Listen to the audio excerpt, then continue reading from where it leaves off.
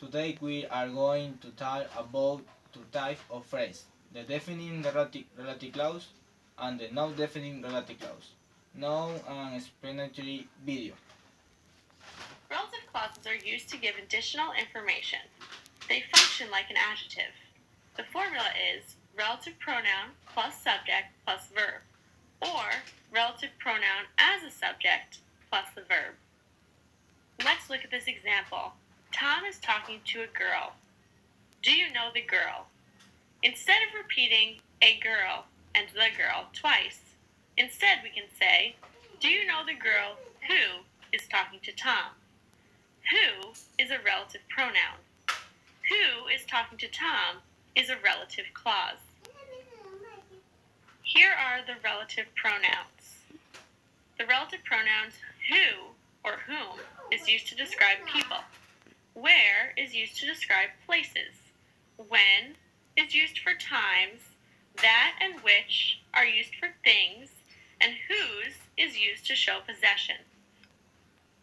Let's talk more about whose. We use the relative pronoun whose to show possession. For example, his book.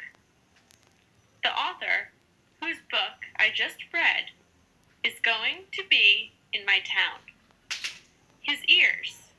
The boy, whose ears are big, is in my class. Her cat. The woman, whose cat bit me, lives around the corner. We can use the relative pronoun whose to replace the possessive pronouns his and her. Sometimes we use different relative pronouns whether we're referring to the subject or the object. For example, New York is the city that never sleeps. New York, where I went last year, is a great place. Notice we use that if the relative clause doesn't have a subject. We use where if the relative clause has a subject. In this case, the relative clause contains the subject I. Here's another example. His birthday, which is in June, is his favorite day of the year. Here we use the relative pronoun which because the relative clause does not contain a separate subject. His birthday, when he turns 12 years old, is on a Monday this year. Here we use when because the relative clause contains the subject he. In conclusion, the defining relative clause gives real truthful information about something. For example, do you know the girl who lies next door? Derivative pronouns are used in this type of sentence. For example, who, which, whose, and that.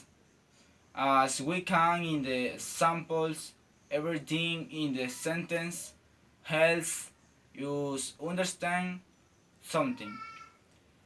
Now let's look at the counterpart, the non-defining relative clause. In this case, a part of the sentence which we almost always put between commas is not necessary, or we can even hit it out of the sentence and it will still make sense. For example, John's mother, who lives in Scotland, has 6 grandchildren. As you can see, if the remove part of the who lies in Scotland, the phrase will still make sense. Thank you.